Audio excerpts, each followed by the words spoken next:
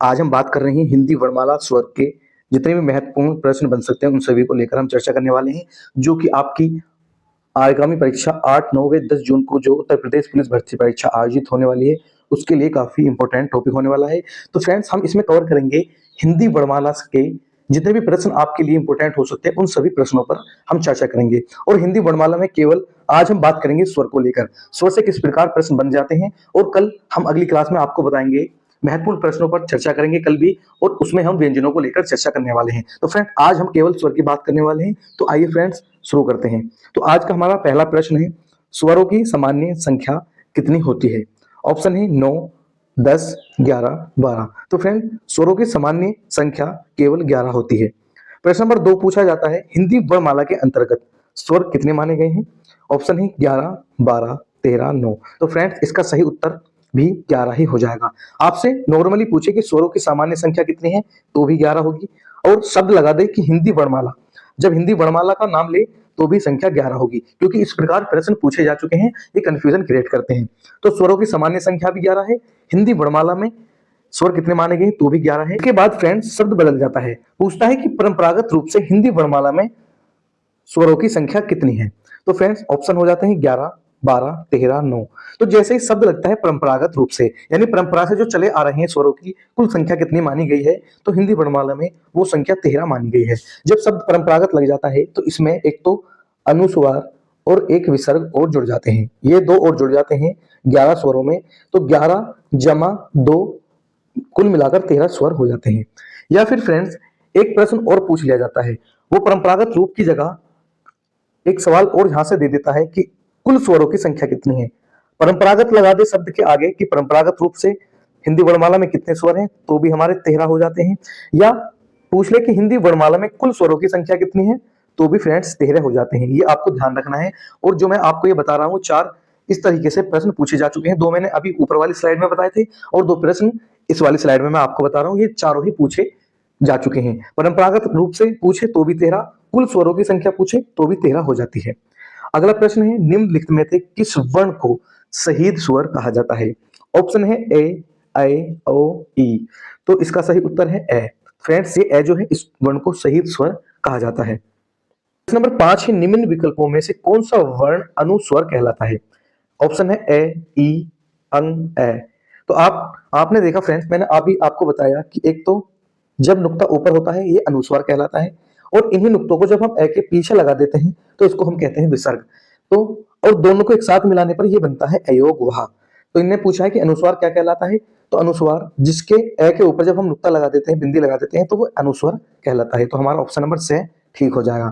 प्रश्न नंबर 6 है, निम्न में से विसर्ग वर्ण की पहचान कीजिए। ए, उ, री।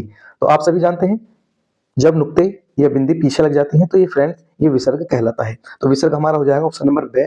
प्रश्न नंबर 7 है, हिंदी वर्णमाला में मूल स्वरों की कुल संख्या कितनी है? फ्रेंड्स, मूल स्वर क्या होते हैं? तो मूल स्वर वो होते हैं बिल्कुल जो बेसिक होते हैं, जिनसे नींव रखी जाती है। अर्थात इनकी संख्या कितनी है? 11, 4, 9, 13। तो सही उत्तर है 4। 4 कौन कौन से मूल स्वर हैं? एक तो है हमारा ए, एक हो जाएगा ई, एक हो जाएगा ओ, और एक हो जाएगा ये वाला हमारा री। तो फ्रेंड, ये 4 मूल स्वर हैं। मूल स्वर क्यों कहते हैं? क्योंकि इन 4 मूल स्वरों से ही अन्य स्वरों का निर्माण होता है।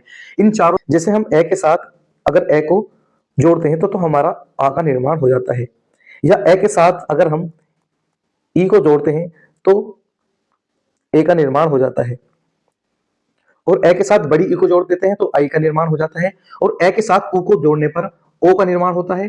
और ठीक उसी प्रकार चलते चलते सभी वर्ण हमारे इस प्रकार से, जो हिंदी वर्णमाला के सभी स्वर हैं, केवल स्वर, तो वो इन 4 स्वरों से मिलकर सभी अन्य स्वरों का निर्माण हिंदी वर्णमाला में होता है। तो इनको मूल स्वर कहा जाता है। इसके बाद प्रश्न नंबर 8 है, हिंदी वर्णमाला के किन वर्णों को अयोग वहा कहा जाता है? ऑप्शन है ए और ई, उ और री, ए और आई, अम और एह। तो फ्रेंड्स, अम और एह को अयोग वहा कहा जाता है। मैंने अभी आपको पिछली स्लाइड में बताया। इन दोनों को अगर हम एक साथ देखें तो फ्रेंड्स, इन दोनों को हम अयोगवा कहते हैं। और अगर अलग अलग बात करें तो ये वाला तो होता है अनुस्वार, और ये वाला होता है विसर्ग, और एक साथ इनको अयोगवा कहा जाता है। तो ऑप्शन नंबर हमारा द ठीक हो जाएगा। और फ्रेंड, इनकी ध्वनि की अगर बात करें तो इनका जो साउंड है, इसका तो अम के रूप में निकलता है, और जो ये वाला है ये है, अतः अह के रूप में ये साउंड करता है। जैसे आपने देखा हम लिखते हैं प्रातः काल, तो प्रातः, तो अह की साउंड आती है। इस प्रकार इनके साउंड भी होते हैं। तो नंबर 9 है हिंदी के किस स्वर की कोई मात्रा नहीं होती? ऑप्शन है ए, ई, उ और री। तो फ्रेंड्स इसका सही उत्तर हो जाएगा ऑप्शन नंबर ए, और ए की कोई मात्रा नहीं होती। फ्रेंड्स ये हर स्लाइड पर आपको गलत दिख रहा होगा, ये इसमें वो मिस्टेक है, टाइपराइटर ने मिस्टेक की है, आप इसको ध्यान कर लेना। और प्रश्न नंबर 10 है स्वर को अमात्रिक कहा जाता है। किस स्वर को अमात्रिक कहा जाता है? मैंने भी आपको बताया कि किसकी मात्रा नहीं होती, तो ए की मात्रा नहीं होती। और किसको अमात्रिक कहा जाता है? अमात्रिक का मतलब जिसकी मात्रा नहीं होती। तो प्रश्न घुमाकर भी पूछ सकता है, प्रश्न एक ही है। तो सही उत्तर हमारा इसका भी ए ही हो जाएगा। ए को अमात्रिक स्वर कहा जाता है। किस स्वर की मात्रा नहीं होती? तो ए की ही मात्रा नहीं होती। नहीं 11 ह्रस्व स्वर की सही परिभाषा क्या है? जिन स्वरों के उच्चारण में सबसे कम समय लगता है, या जिन स्वरों के उच्चारण में ह्रस्व स्वर से 2 गुना समय लगता है, या जिन स्वरों के उच्चारण में ह्रस्व से 3 गुना समय लगता है, या इनमें से कोई नहीं। तो फ्रेंड्स इसका सही उत्तर है ह्रस्व स्वर, यानी लघु स्वर या छोटे स्वर भी हम इन्हें कहते हैं। तो जिन स्वर के उच्चारण में सबसे कम समय लगता है उन्हें ह्रस्व स्वर कहा जाता है। उच्चारण का मतलब जब हम उन स्वरों को उच्चारण करते हैं, उनको बोलते हैं, उनका प्रयास करते हैं बोलने का, कितना समय उनमें लग पाता है, कम या अधिक, उसी के आधार पर हम स्वरों का वर्गीकरण करते हैं, छोटे, बड़े या मध्यम आधार पर। इसके बाद दीर्घ स्वर किसे कहा जाता है?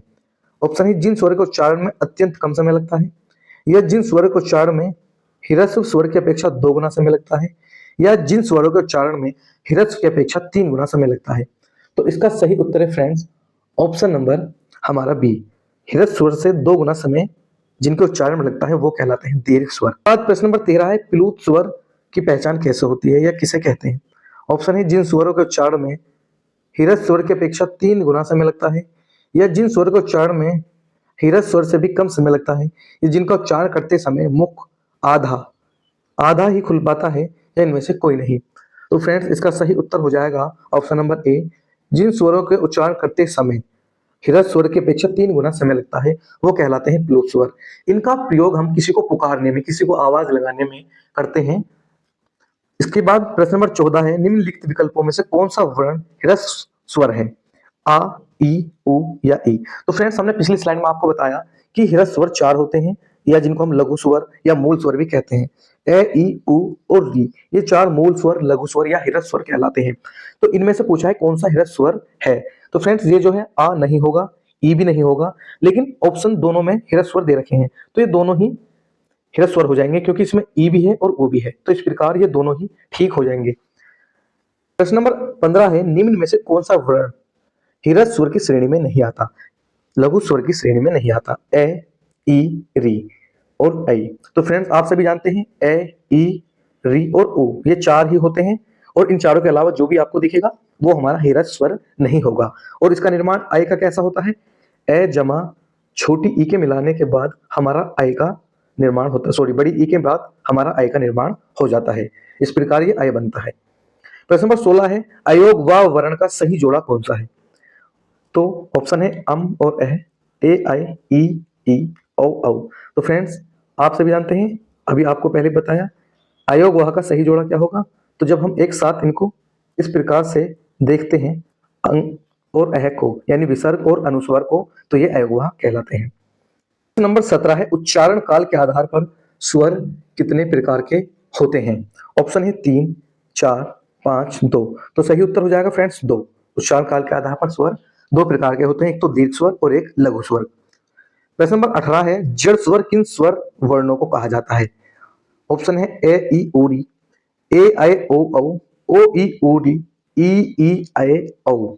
तो फ्रेंड्स जड़ स्वर, छोटे स्वर, लघु स्वर या मूल स्वर, वो सभी ए, ई, ओ, री ये 4 जो हैं इनको लघु स्वर भी कहते हैं, मूल स्वर भी कहते हैं और जड़ स्वर भी कहते हैं। इनको कई नामों से जाना जाता है, तो हमारा ऑप्शन नंबर ए सही हो जाएगा। 19 से स्वर का जन्म जिस रूप में हुआ है उन्हें क्या कहते हैं? तो फ्रेंड्स ऑप्शन है मूल स्वर कहते हैं, जड़ स्वर कहते हैं, नैसर्गिक स्वर कहते हैं, या ये सभी। तो फ्रेंड्स जो हमारे स्वर हैं तो ये 4 थे, जो इनका जन्म हुआ वो ए, ई, उ और एक ये री, ये इस प्रकार हमारे 4 मूल स्वर हैं, जड़ स्वर हैं या लघु स्वर हैं, और इन 4 स्वरों से ही अन्य स्वरों का निर्माण होता है। तो इन चारों को जो जन्म हुआ इस रूप में ए, ई, उ और री के रूप में, जब इनका जन्म हुआ तो इनको हम मूल स्वर भी कहते हैं, जड़ स्वर भी कहते हैं, नैसर्गिक स्वर भी कहते हैं। तो इसका हमारा सही उत्तर ये सभी होने वाला है। प्रयोग के आधार पर स्वर कितने प्रकार के होते हैं? ऑप्शन है 3 प्रकार के, 4 प्रकार के, 5 प्रकार के या फिर 6 प्रकार के। तो सही उत्तर हो जाएगा फ्रेंड्स हमारा, जीव के प्रयोग के आधार पर स्वर हमारे 3 प्रकार के होते हैं। अब जीव के प्रयोग की कैसी बात करें, जब हम स्वरों को उच्चार करते हैं तो फ्रेंड्स ये हमारी जीवा है। तो जीवा पर कहां कहां पर कितना प्रभाव पड़ता है, अगले हिस्से पर पड़े, बीच के हिस्से पर पड़े, पिछले हिस्से पर पड़े, किस प्रकार से कितना प्रभाव जीव पर पड़ता है, जीवा पर पड़ता है। तो उसके आधार पर जीव के प्रयोग के आधार पर स्वर जो है वो 3 प्रकार के होते हैं। प्रश्न नंबर 21 है, जिन स्वरों के उच्चारण में जीभ का अगला हिस्सा काम करता है उन्हें क्या कहते हैं? तो फ्रेंड्स जीभ के प्रयोग के आधार पर स्वर हमने 3 आपको बताए थे। तो ये हमारे जीभ का अगला हिस्सा है। तो इस पर जब प्रभाव पड़ता है, किसी स्वर का उच्चारण करते समय अगला हिस्सा भाग काम करता है तो उन्हें क्या कहा जाता है? ऑप्शन है अग्र स्वर, मध्य स्वर, विरतमुखी स्वर, अविरतमुखी स्वर। तो फ्रेंड्स इसका सही उत्तर हो जाएगा हमारा अग्र स्वर। जिन स्वरों को उच्चारण करते समय जीभ का अगला वाला भाग, ये अगला हिस्सा जब काम करता है तो उसको हम अग्र स्वर कहते हैं। प्रश्न नंबर 22 है, जिन स्वरों के उच्चारण में जीभ का पिछला भाग काम करता है उन्हें क्या कहा जाता है? मूल स्वर, दीर्घ स्वर, पक्ष स्वर या मध्य स्वर। तो पक्ष स्वर। स्वरों के उच्चारण में जीभ का बीच वाला भाग काम करता है वो क्या कहलाते हैं? ऑप्शन है अग्र स्वर, मध्य स्वर, मूल स्वर या पक्ष स्वर। इन वर्णों को उच्चारण करते समय जीभ के बीचले हिस्से पर जोर पड़ता है तो वो मध्य स्वर हो जाते हैं। अगला प्रश्न, निम्न में से कौन सा केंद्रीय स्वर है? ए, ई, उ या फिर री? तो फ्रेंड्स सही उत्तर इसका ए, ये केंद्रीय स्वर है। केंद्रीय का मतलब क्या होता है? केंद्र में जो बैठा है। ये मान लीजिए सर्कल है और इसका केंद्र का मतलब क्या है? बीचों बीच में। तो जब हम ए का उच्चारण करते हैं तो ए का उच्चारण करते समय जिह्वा के बीच में जोर पड़ता है, असर पड़ता है, तो ये केंद्रीय स्वर कहलाता है। नंबर 25 है ओष्ठ। ओष्ठ की स्थिति के आधार पर स्वर कितने प्रकार के होते हैं? यानी कि ओष्ठ का मीन्स होता है होठ। तो ये हमारे होठ हैं और जब हम उच्चारण करते हैं स्वरों का तो होठों की आकृति या बनावट किस प्रकार से होती है, किस प्रकार की दशा या क्रिया होठ करते हैं? तो होठ की स्थिति के आधार पर स्वर कितने प्रकार के होते हैं? ऑप्शन है 2, 4, 6, 3। तो सही उत्तर है फ्रेंड्स ऑप्शन नंबर ए, 2 प्रकार के होते हैं। प्रश्न नंबर 26 है, ए और आ वर्णों का उच्चारण स्थान क्या है? कहां से ए और आ का उच्चारण किया जाता है? तो ऑप्शन है कंठ है, तालव्य, ओष्ठ्य या मूर्धा। तो सही उत्तर हो जाएगा फ्रेंड्स कंठ है। प्रश्न नंबर 27 है, ई और ई वर्णों का उच्चारण स्थान क्या है? कंठ, तालु, ओष्ठ, मूर्धा। तो सही उत्तर हो जाएगा फ्रेंड्स तालु। ई और ई का उच्चारण स्थान तालु है। प्रश्न नंबर 28 है, उ और उ वर्णों का उच्चारण स्थान निम्न में से है? औष्ठ्य, तालव्य, मूर्धन्य या कंठ्य? तो फ्रेंड्स इसका सही उत्तर हो जाएगा तालव्य। प्रश्न नंबर 29 है, ओ और औ वर्णों का उच्चारण स्थान क्या कहलाता है? कंठ्य, तालव्य, कंठोष्ठ्य या मूर्धन्य? तो फ्रेंड्स इसका सही उत्तर हमारा हो जाएगा ऑप्शन नंबर से कंठोष्ठ्य, इसका सही स्थान हमारा हो जाएगा। प्रश्न नंबर 30 है, ए और ऐ का उच्चारण स्थान क्या है? कंठ तालव्य है, कंठोष्ठ्य है, मूर्धन्य है या तालव्य है? तो इसका सही उत्तर है कंठ तालव्य। प्रश्न नंबर 31 है, निम्न में से कौन सा सजातीय स्वर नहीं है? आ, ई, उ, ऐ। तो फ्रेंड्स सजातीय या विजातीय का मतलब ये होता है जो एक सी जाति को हो, यानी कि जैसे आ है तो आ का निर्माण जो है ए जमा ए से मिलकर आ का निर्माण हुआ है, आप जानते हैं। तो ए भी और ए दोनों सेम है, एक जाति के हैं, तो इन दोनों को जब मिला दिया तो आ का निर्माण हो गया। ठीक उसी प्रकार हमने ई के साथ ई को मिलाया तो बड़े ई का निर्माण हो जाता है। ठीक उसी प्रकार हमने छोटा उ और उ को मिलाया तो ठीक उसी प्रकार बड़े उ का निर्माण हो गया। लेकिन जब हम इस ऐ को देखते हैं तो इस ऐ का निर्माण होता है ए जमा बड़ी ई के मिलाने से। तो ये ए अलग है और ये अलग जाति की है, तो इस प्रकार ऐ का निर्माण हुआ। तो इसमें से जाति यानी एक जाति का स्वर नहीं है, तो सही ऑप्शन हमारा द, ऑप्शन नंबर द हो जाएगा जो कि ऐ है। प्रश्न नंबर 32 है, निम्न में से कौन सा स्वर संयुक्त स्वर नहीं है? ए, ऐ, ओ और ए। संयुक्त स्वर जो होते हैं फ्रेंड्स वो ये वाले ही होते हैं, ए जमा ई। जब दो अन्य वर्णों को मिलाकर कोई नए वर्ण का निर्माण होता है, दो वर्णों के मिलने से, तो वो संयुक्त होकर ही तीसरे वर्ण का निर्माण होता है। तो ये जो ऐ है, ए है, औ है, ये किसी ना किसी के मिलने से इनका निर्माण हुआ है। जैसे ए का निर्माण हुआ है ए जमा छोटी ई के मिलने से अय बना है। बड़ा अय, अगर अय की बात करें तो ये वाला हो गया है। और अगर ओ की बात करें तो अ जमा बड़े ओ के बाद हमारा ओ का निर्माण हुआ है। तो ये संयुक्त है, संयुक्त रूप से इनका निर्माण हुआ है। लेकिन अ जो है ये सहित स्वर भी इसको हम कहते हैं, और इसका किसी अन्य स्वर से मिलकर ये नहीं बनता, इसलिए संयुक्त स्वर नहीं है। तो ऑप्शन नंबर द हमारा सही हो जाएगा। 35 निम्न में से कौन से स्वर संधि स्वर हैं? ए ई उ री ए आ ई। तो फ्रेंड्स इसका सही उत्तर है ऑप्शन नंबर द, आ जम और ई, ये संधि स्वर हैं। क्योंकि आप देख सकते हैं ए जमा ए, इस प्रकार ये टूट कर जुड़कर पूरा आ बन जाता है और टूट भी जाता है, यानी संधि एक तरह से इनमें हो जाती है। इस प्रकार ये संधि स्वर कहलाते हैं। ठीक उसी प्रकार दोनों ई के मिलने से बड़ी ई का निर्माण होता है। 36 नंबर है, निम्न में से कौन सा मूल दीर्घ स्वर है? आ ई उ, ए आई औ, ए ई री, ओ औ आई। तो फ्रेंड्स इसका सही उत्तर हो जाएगा ऑप्शन नंबर ए, आ ई औ। क्योंकि मूल दीर्घ पूछा है, मूल भी हो और दीर्घ भी हो। तो फ्रेंड्स जो हमारे मूल स्वर थे वो थे हमारे ए ई उ और री, लेकिन ये कह रहे हैं मूल दीर्घ। तो जो दीर्घ होते हैं तो ए जमा ए के मिलने से आ बनता है, ये दीर्घ हो जाता है। ई जमा ई के मिलने से बड़ी ई का निर्माण होता है, दीर्घ हो जाती है। और उ जमा उ के मिलने से बड़ा उ का निर्माण हो जाता है। तो इस प्रकार ये दीर्घ हो जाते हैं। तो मूल दीर्घ हमारे इसी ऑप्शन में है, तो ये हमारा सही